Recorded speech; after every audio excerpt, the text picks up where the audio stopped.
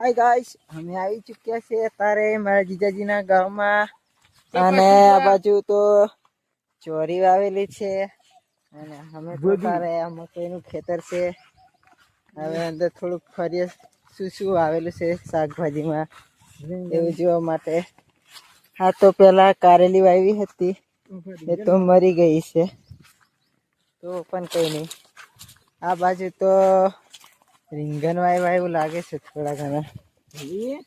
નાના નાના રીંગણ લાગ્યા છે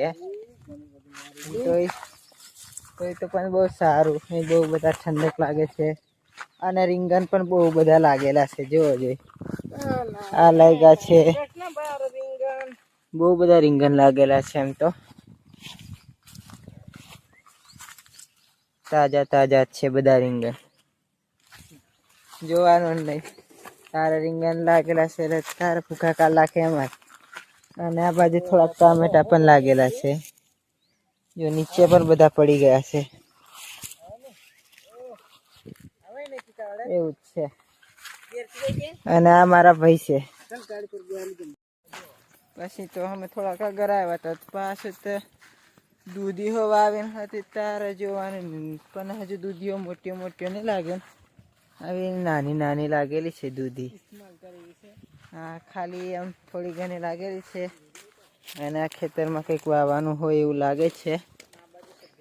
અને આ બાજુ આપણે દાળમાં નાખીને ખવાય ભીંડી, ખાટી ખાટી મસ્ત લાગે, ખાટા આમલા જેવી લાગે છે.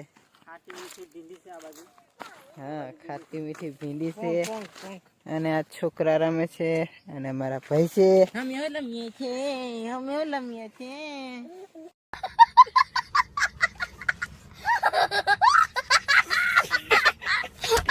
હા, એ પણ રમે છે મારા ભાઈ. આ બાજુ ચોરી વાવેલી છે.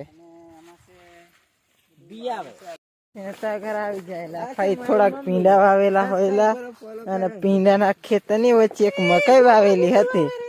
પણ તે ડોળા નોના નોના લાગીને છે, ખબર નહીં પડતી.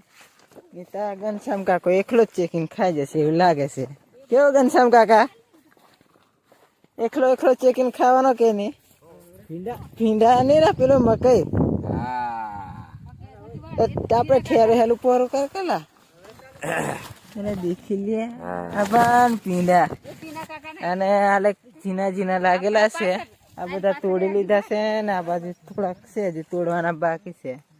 અને સવારમાં વહેલું ઉઠીને થાતરતું વેચવા જવાનું પાછું એવું છે. અને આ ફબાર થોડીક ચોરીઓ વાવેલી છે પણ હજુ આ હવળે લાગે એવાનું ચાલુ થયેલું છે એવું લાગે છે. હજુ આજે જ મુરવાત કરેલું છે કે